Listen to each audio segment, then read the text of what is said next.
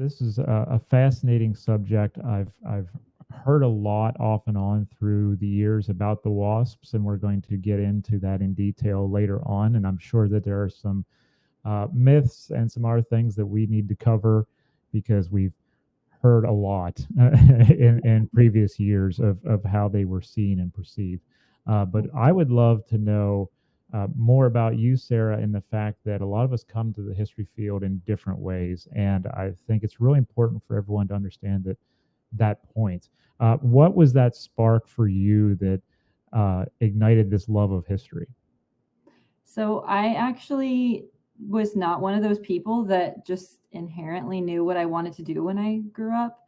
I had sort of ideas that I floated around with, like I wanted to write or be an archaeologist or be Indiana Jones, but I didn't really know or think seriously about any of these things until it was time to potentially go to college. I was weighing my post high school options, and when I was thinking about schools, because of my like financial situation, I needed to live at home to go to undergrad. And there was a research institution, like a undergraduate university in my town that's engineering based primarily. It's called now, the name changed, but it's now called Missouri University of Science and Technology. So I think that gives you an idea Mm-hmm. for the feel of it. Mm-hmm. And so they were offering scholarships to female students because it was a majority male student school. And so if you had a certain GPA and you were a woman, you could get a really great scholarship. And since I didn't know what I wanted to do, I thought, oh, maybe I'll try engineering. I knew a little bit that I liked the field of history, but I wasn't really thinking about it seriously as a field because of the stereotypes that we've all heard. My parents told me, like, oh, you probably won't make money if you're in that field unless you're teaching. And I wasn't sure I wanted to teach. So I tried out engineering. I was an engineering student for a year there. And then I found that I was, could perform in the classes just fine, but I just wasn't, my heart wasn't in it. And I thought, I don't think I want to do something the rest of my life that I'm not really that invested in. And so I thought about it and remembered, like, oh, I had that really great high school teacher. He seemed to really like his job and was passionate about it. So why don't I just go into history? And because of, what I've heard from my parents and others, why don't I, do teaching education? And so I did that for the last like 3 years of undergrad. And then I was applying for jobs because I thought I wanted to be a high school history teacher. But Missouri, where I'm from at the time, was not accepting any like applications from teachers if you couldn't coach a sport. And so I was like, well, I'm not so much into coaching sports. I don't know how to coach anything. I didn't play anything. So I didn't really know what to do. And one of my undergrad professors said, well, why don't you think about getting your master's? Then you could get higher salary and maybe like go around this like coaching clause. And so that's what I decided to do. And the school that I went to was Missouri State University, and it had a terminal master's program. And I was with primarily individuals who were either teaching or planning to teach and were getting their master's in history for that reason. And while I was there, I was working on a master's thesis on the women pilots that I based my book on. And I was telling one of my professors about how I had like so much more to say about it. And it's too bad that, all I have is this one paper, like through my thesis. And he said, well, why don't you think about getting your PhD? And I did not know what that meant. And I didn't know what a doctorate was. I didn't understand academia at all. And so after learning from him about this, I decided, like, okay, well, I'll try to do that. And I went into it like maybe other grad students will relate to this. I went into it not really knowing what that meant for my future in terms of like what types of jobs there are out there or even what the job market went like. I mostly just went because I thought, like, oh, I want to keep writing about the WASP, and this seems like a good next step to do that. And so that's actually how I ended up in a PhD program at Texas Tech University. And then, yeah, that's kind of how I sort of meandered my way into things without really knowing ahead of time how I was going to get there. Yeah, it's a story that I hear a lot where we kind of meander around until we come home basically, and Yeah. because we hear those rumblings from others of, "Well, you're not going to make a living doing this," or "It's too competitive," or I've even heard, PhDs are a dime a dozen, saying there's just too many, and it really uh, makes people walk away from it who maybe shouldn't walk away from it. So I'm glad you stuck through with it. And as a PhD student now, it's like that first year is like, okay, what am I doing for my dissertation, and is it going to Yeah. be the same way I thought it would be? So there's a lot of questions about that with everyone, and Yeah. I'm glad to see it's not just me. Yes, definitely not just you. And there are, even though I had a plan for a dissertation going into it, I didn't know what that was actually going to look like or, what angle I was going to take. And I think that there's a lot of questions that you sit with as you even think about like what fields you want to do of history. Sure, sure. Where your passion really lies, and Yeah. Yeah. can you do it for the next 25, 30 years? On with this being a dissertation, what was it about these women who did these things that really piqued your interest at such an early part in your education? I found out their story during some research that I was doing actually as a senior in undergrad. And there was this website where you could send, like, you could basically email a WASP, so Women Air Force Mm, Service Pilot. And I was looking for a research topic for some paper, and I thought, well, this is interesting because you can email someone from the past. mm, And what really drew me to their story was that they were the only women's unit during World War II that did not receive military status during the war. And I thought that was really odd, and I kind of wanted to know more. And then I also was drawn to them because they're these women who, in a moment in US history where women have, limited options for even when they go to college, what they can major in or what they can do as professions. And these women are choosing, to be pilots and be in the military. And I just thought that there was something interesting about them in that specific way. And so I kind of wanted to learn more about why they wanted to be pilots in this era and what it was about aviation that excited them and that they felt passionate about it. Where did the early days of female flyers come from? How did this all begin for them? So a lot of women so basically before the World War II, like starts in Europe, there are women who are in the early days of aviation, primarily who are wealthy women who have enough money to learn how to fly because it costs a lot of money to get your pilot's license. Or they were women who would work at airports, like local airports, and try and like basically do work to pay off their like the cost of their pilot's license Mm, education. And these women said that they're inspired because either they like saw a barnstormer, so they saw someone, a pilot, male or female, who flew into a rural area and, did some flying demonstrations. And so they found that interesting. Or some of them would talk about that they would see a bird in the sky and that inspired them once they learned about flight to want to be up there with the birds, or that they were inspired by Amelia Earhart or Charles Lindbergh, like setting records. And mm. so a lot of women were interested in it because of those like things happening historically.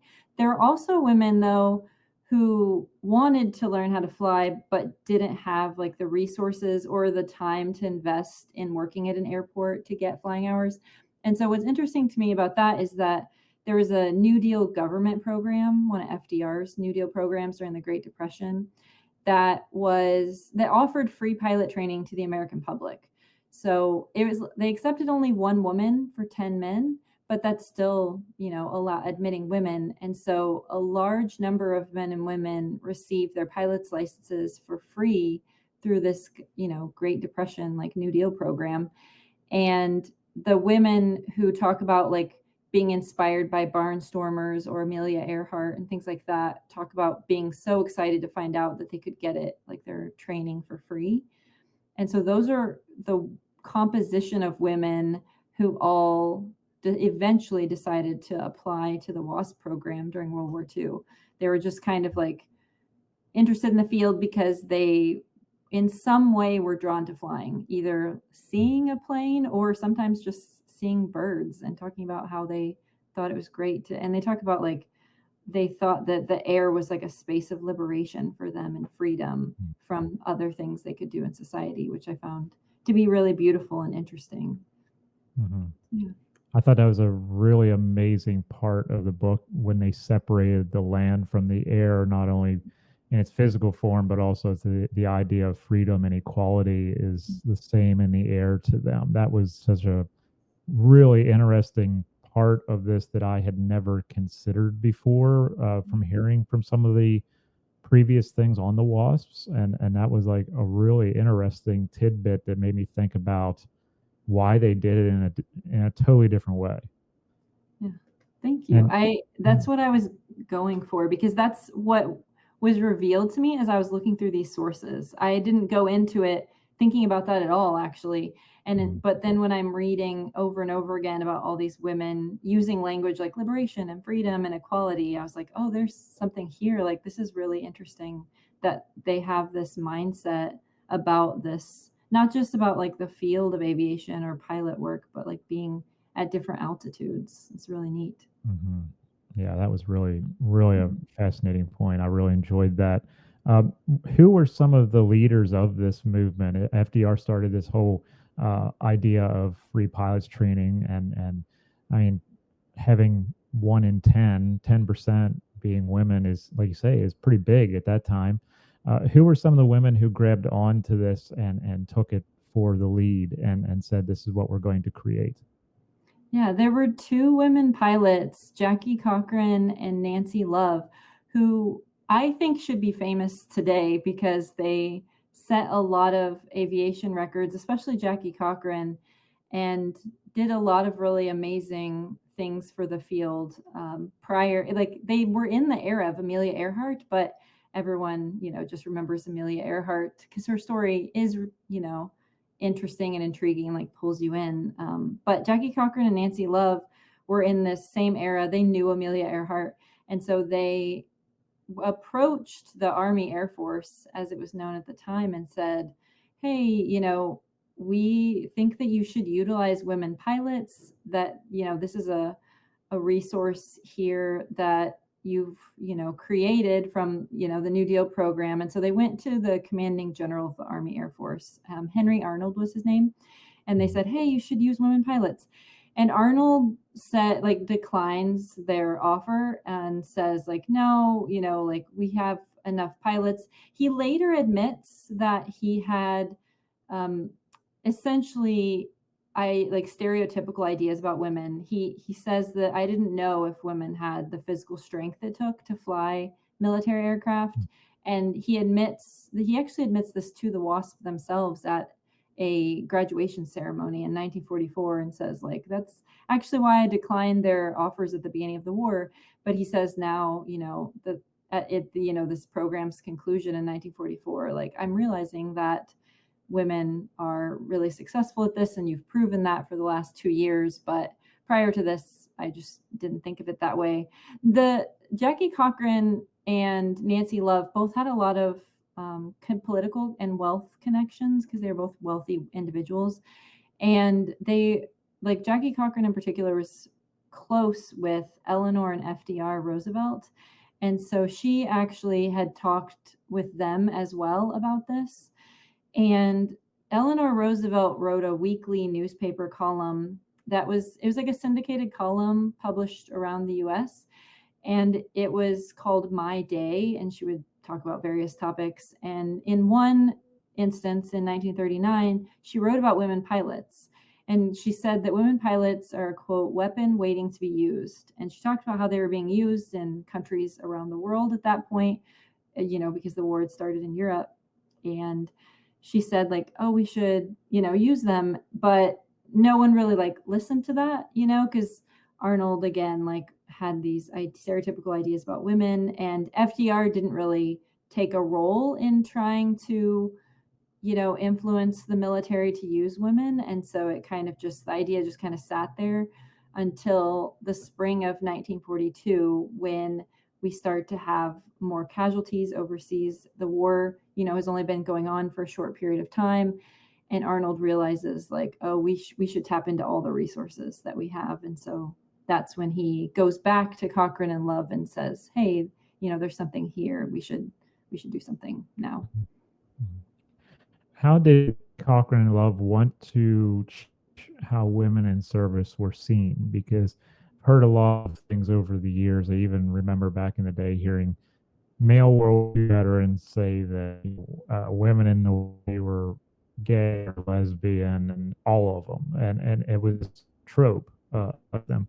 How did they try to uh, make sure that the WASP and those women were treated differently in any regard because they saw what was going on?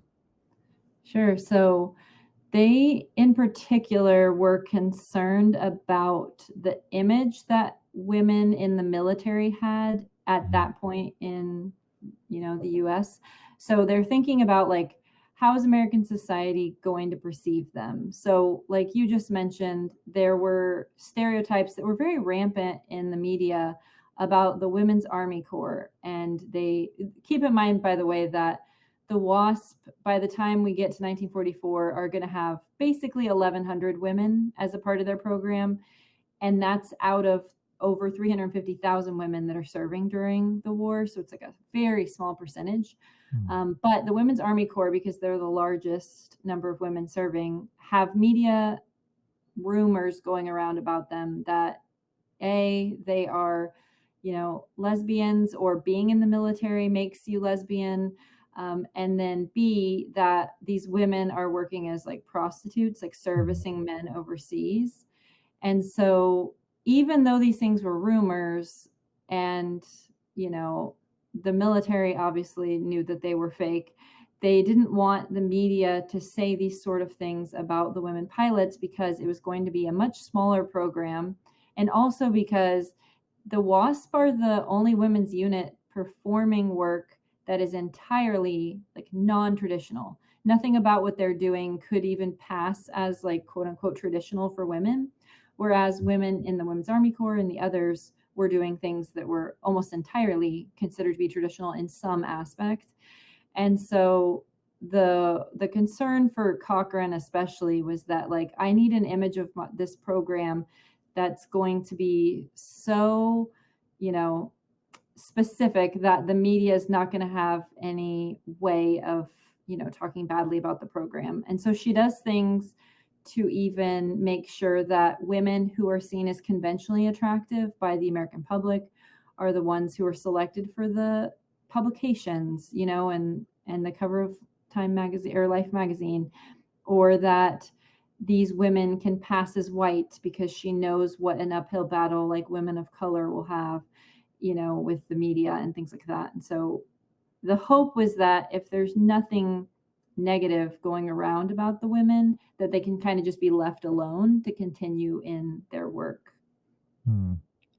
That's another point that I really never realized. I guess it's because of previous experience and reading some other stuff, was that I never considered the segregation issue in the military at that time and how that could have worked into the WASP program. Because obviously, if you have segregation in the military in general and on bases and other places, that's going to throw a wrench into the idea of having an integrated WASP force, correct? Yes, exactly. And at that time, they didn't, like, when the program's being formed, they don't even have the resources for that. They're trying to pull together, it's a logistical nightmare when you plan things for the military, right? So you're trying to pull together people to be at, what base are we going to train at, and who's going to be at this base, and like just all kinds of things. So yes. And women are going to be ferrying planes across the US, so sometimes they'll be alone. And what if it's a woman of color in a southern community, right, etc. What was that training like for these women? What would that consist of? So the training was exactly the same as male pilots, with the exception of combat. Although I did find instances where women said that their instructors would teach them combat maneuvers just for fun, because there's lots of aerial maneuvers you can do in the air, and they thought, oh, that'd be really cool if I taught you how to do this. Right. But that was unofficial and off the record. The training involved ground school, which was things like learning how to take apart an engine, physics, weather, navigation.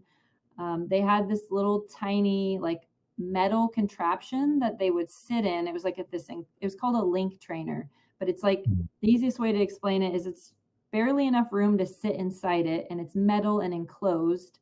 And you see an instrument panel in front of you when you're sitting inside it. And instructors would basically like create fake scenarios, and you would have to fly this fake metal contraption by using your instrument panel. So the purpose of the training was to learn, like, okay, so if I'm flying across the country and I hit bad weather and I don't have any visibility outside the aircraft and I can't see the ground, I can't see where I'm going, using your navigational tools to be able to do that. And so that it trained them like how to do that. And then they would have classes, flight school classes. So they would learn how to fly primary, then basic, then advanced types of aircraft. And so they would get that training as their like basically like, basic training. They would do calisthenics, like what we now call like PT. And then they would graduate from that and then go off from there and potentially receive like other training that was more specific to the type of assignment that they would have. So if they were asked to fly specific types of aircraft, they would have brief training about that specific aircraft. So they would be, prepared to fly it and things like that. When they graduate and they are transporting these aircraft, are they transporting every type of aircraft in the arsenal? So yes, although not every individual woman is doing every type, it's more like if you look at the program as a whole.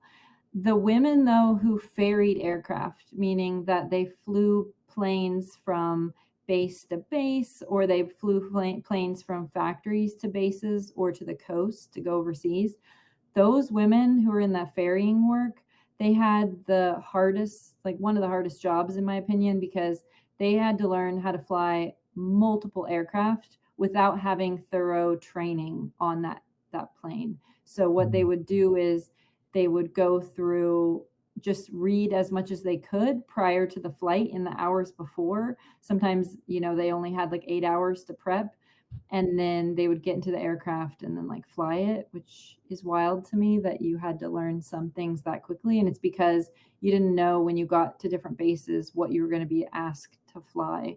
And so you just had to prepare. And so those women were like highly skilled in that way. With this work, obviously, comes a lot of danger because you never know. Is this plane in good working condition? Is it not? Is the weather conditions right? Etc. And there are accidents and a number of deaths. When you read about those kinds of things from the women's perspective, from their personal level, losing friends or seeing this in action, what was their kind of mentality with that? How did they come together, or how did they cope with those kinds of things? Because we hear about the men overseas losing bombers beside them and that, and we learn about how they perceived loss or losing a friend. We don't hear a lot about the WASPs because of that. So what was it like for them, and how did they cope with those kinds of things? Yeah, I like that you mentioned men overseas, and how, because I think a lot of things have been popularized in the media. If you think about like Top Gun, like either of those two movies, or different movies that are about men serving overseas, or documentaries, and how that grief and loss affects individuals differently. And I think when you think about that, there are some things that are similar to the WASP, in that there are women, especially when the accident, like a fatality, happens during training in particular, when you're already in a stressful environment. there are people washing out of training like every day.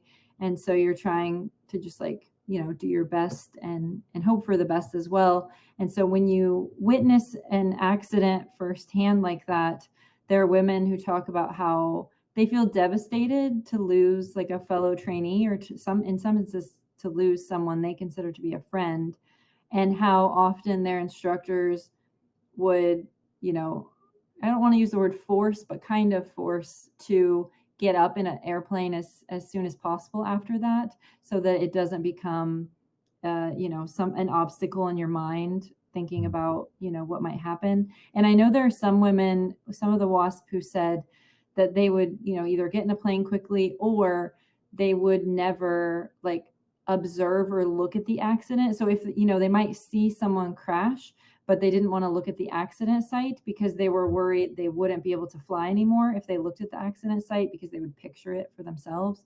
And I've noticed that for, men, and not just in pop culture images, but, when you read things about male pilots too. And I think it's also interesting how they navigated grief, because they navigate it in different ways, like just as like normal, like humans do, right? Where some of them would like write home to their families about it and struggle in that way, or some of them, because the WASP were civilian and did not have military status during the war, some of them had to accompany the bodies of their friends like home on trains. And so for those women, this is like something that's kind of like traumatic, and is also a way to like grieve and be there for the families of their friends.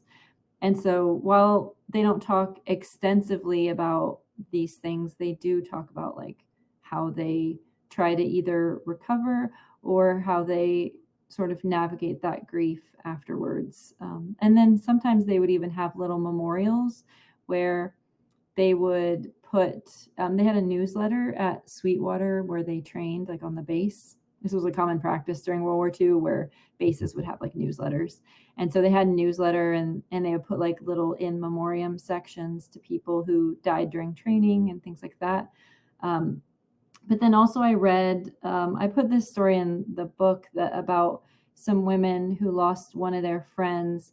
And so what they did was, actually on some downtime, a couple weeks before she died, they had gone to Mexico, and they bought some tequila and a like sombrero, and things like that.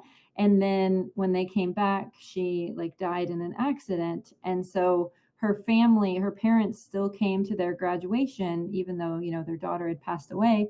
And so they gave the parents that hat, and did not tell the parents about the tequila, but later that night they passed it around and all had a drink like in her honor. So it's like the other little things that you kind of do that aren't, publicized, but are small little like grief practices.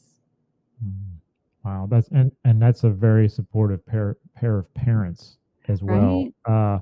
Were parents mixed as far as their feelings about this? Because this is sometimes, for I'm sure some of the more conservative parents, and I don't mean politically, I just mean in general, this is kind of a going away from a quote gender norm in some ways. Was there some parents who just didn't accept it or didn't want to accept it, and obviously there were some who embraced it, but were there others who just were like, I don't see the point in this and I don't like it? Yes, the answer is yes. So they would, the WASP talk about how their parents had different reactions to this. So some were incredibly supportive and were all in and, cheering them on.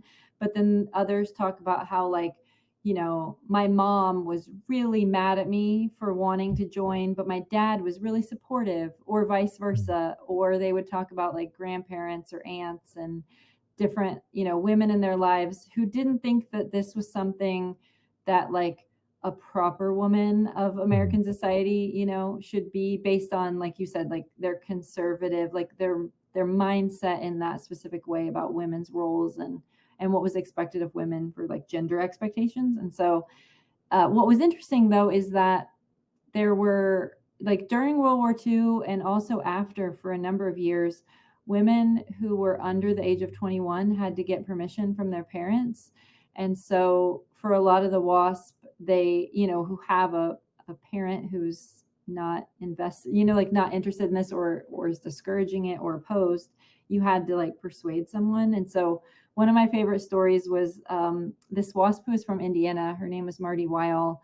She said that her mom was like very antagonistic against this and was like, no, you're not going to do this. But her dad was supportive silently, like he didn't say it in front of her mom. Mm. And so she said, I just went into my dad's work one day and said, hey, Dad, will you sign my papers? And he said, yes, but don't tell your mom, which is funny because she eventually is going to leave for training. Right. And she said that her mom, when she was leaving for training, like wouldn't speak to her because she was so mad. And that later she said her mom like warmed up to the fact once she saw what she had done. But for a long time, her mom was like really mad that this was what she had decided to do, because parents, just like everybody else, have the same stereotypes as the American public about women in military service. And, some are opposed to the danger of it, right, as well for their daughters. Mhm. So, yeah. What was it like having this organization of women together, knowing that they weren't seen as military service members? What was that shortcoming for them? What was that like? It did give them proper recognition, and that's what we talk about later in the book, or what you talk about in the book. But at the time, how did that impact their existence? Yeah, it impacted it in several different ways. One is that since they're civilian, even though, they're organized as military, so they're kind of operating this weird space of, we were issued military uniforms, we went through military training, had graduation, had the pinning on the wing ceremony, everything. As we go into our assignments across the country, we still have to follow rules and regulations of the Army Air Force, but also that Cochran specifically added on to that. And yet they don't have rank. So when they're going to different military bases, they don't have a rank. And so men at these bases don't always know what to do with them because of this, how to navigate it, because it's sort of outside of their the way that the Army is like militarized, right? Or like organized, I mean, at the time.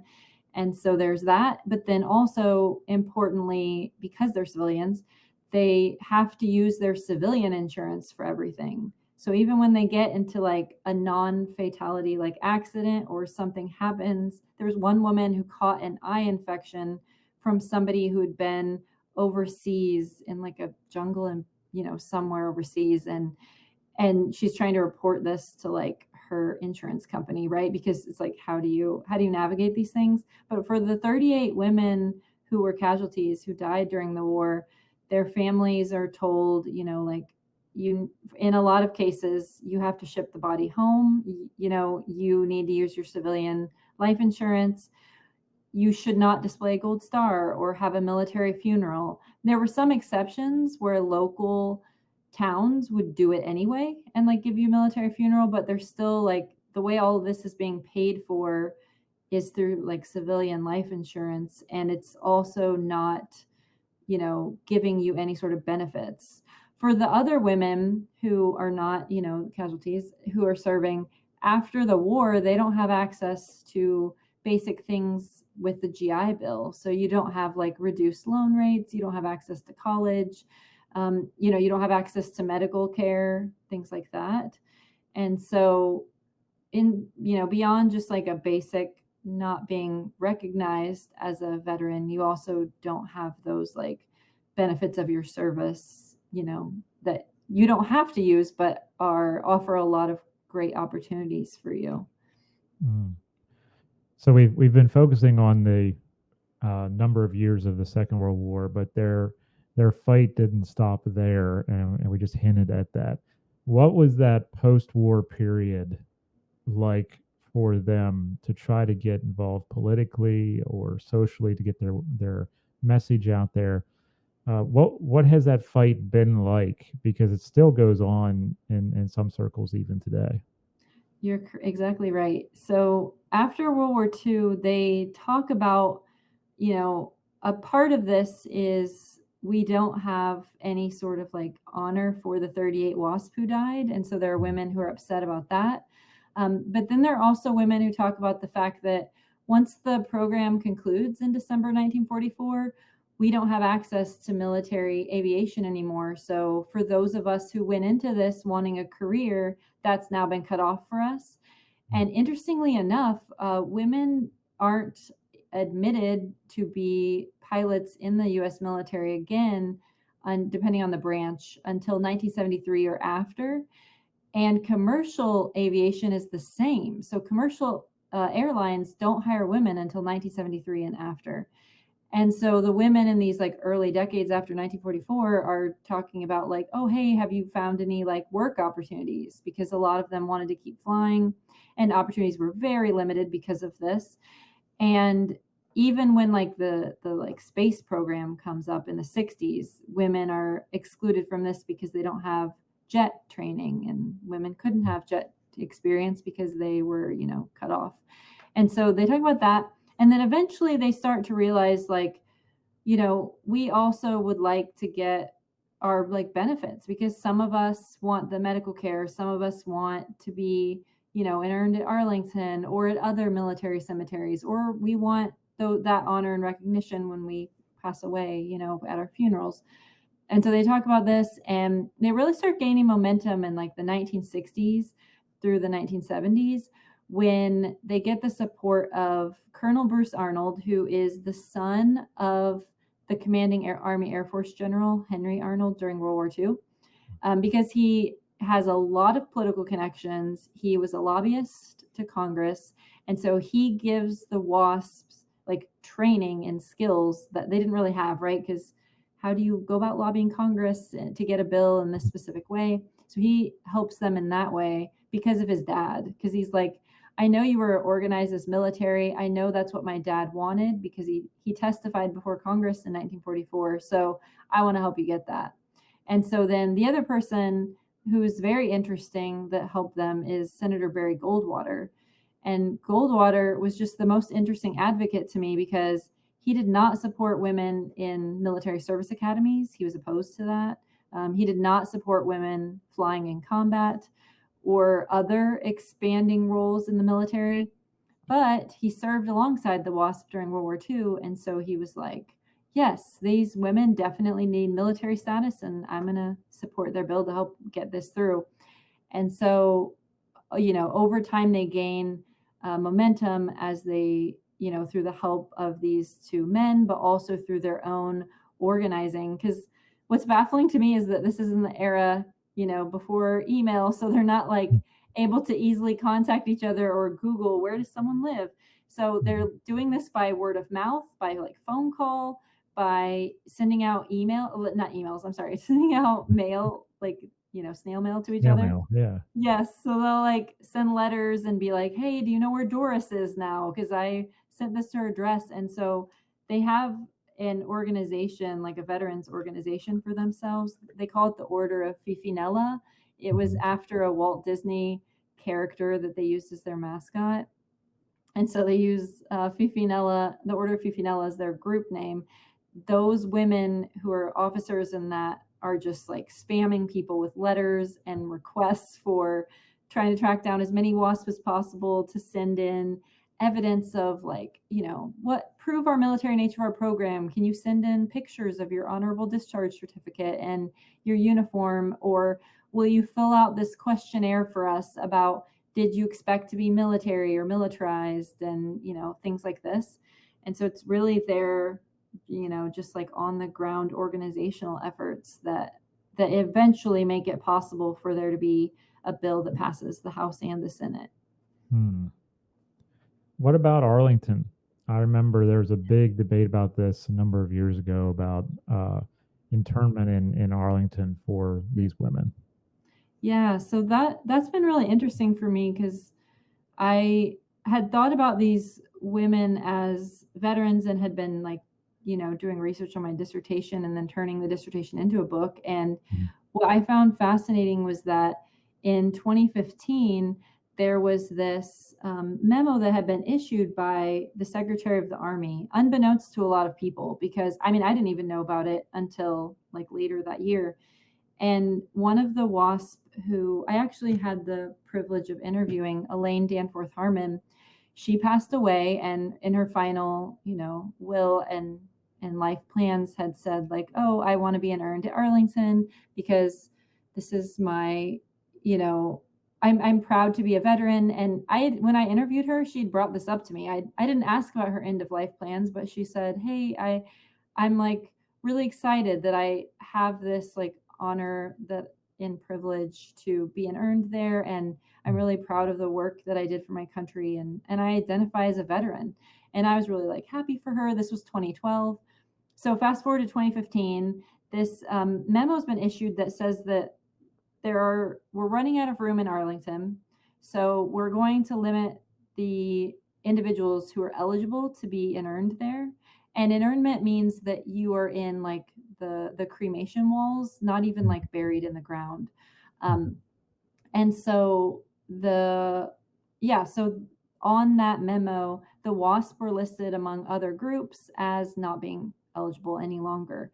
And so when her family put in the requests, they were denied, and they were like, what? Like, what is happening? And so this is when they found out about the memo. And this is when it becomes national news, because this is when I hear about it, is because her granddaughter, Erin Miller, who lives in, the area of DC and Virginia, and her daughter, Elaine Danforth Harmon's daughter, Terry Harmon, decide like, okay, well, we want to fight this. And so because they live in this like area of the country, they talk to their like connections, and they learn that, oh, we actually have to have, if we have like a lawsuit, that would just mean that sure, maybe like Elaine would get to be interned there, but all future WASP would have to go through the same process.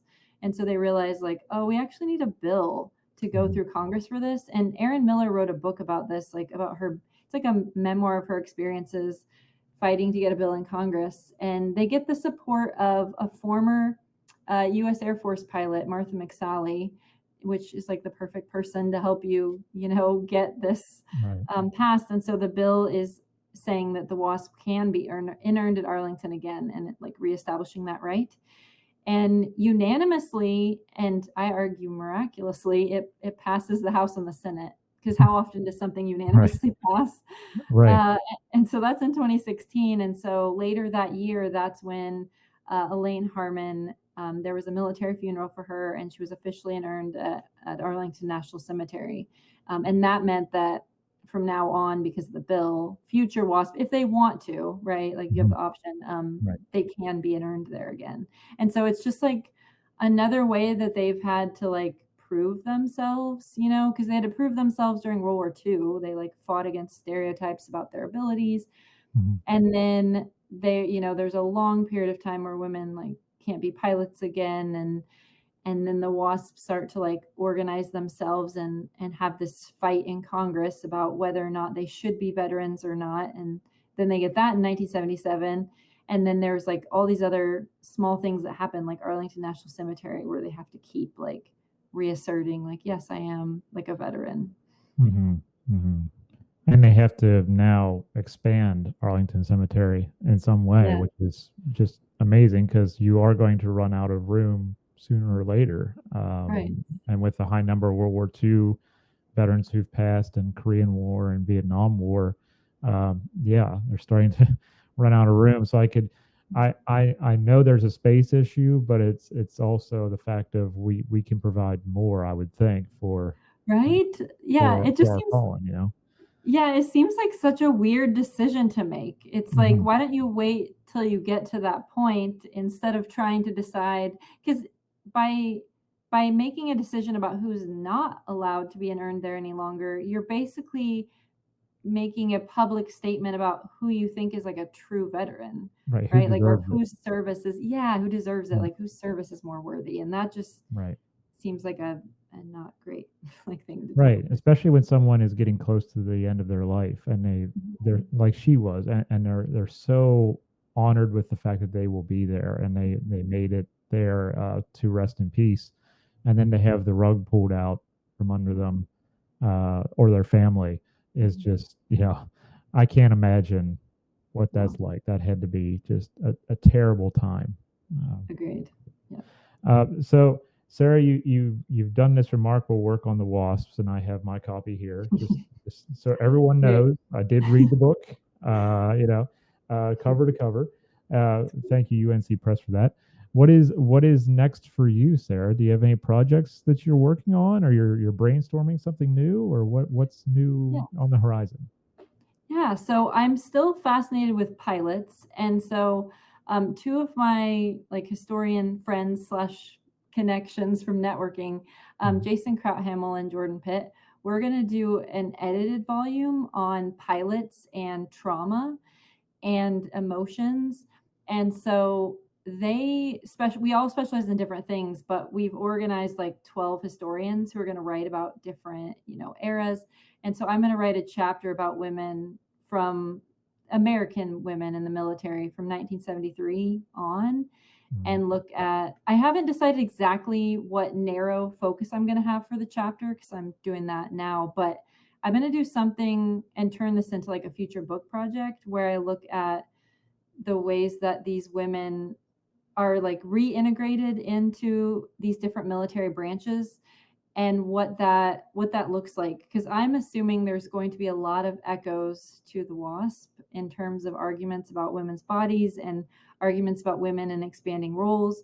Because even today, like in the current US Air Force, there are a lot of gaps in technology when you think about cockpit design. So Mhm. some cockpits were designed for men's bodies in mind specifically and not for women, even though women are flying those aircraft.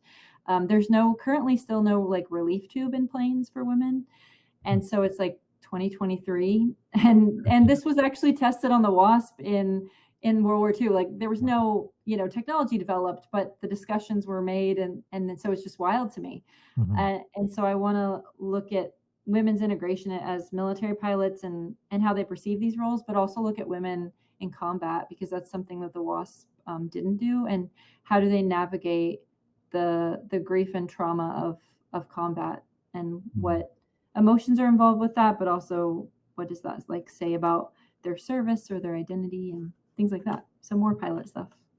Awesome. Well, I Yeah. look forward to chatting with you about that when the time comes, because that's a fascinating subject.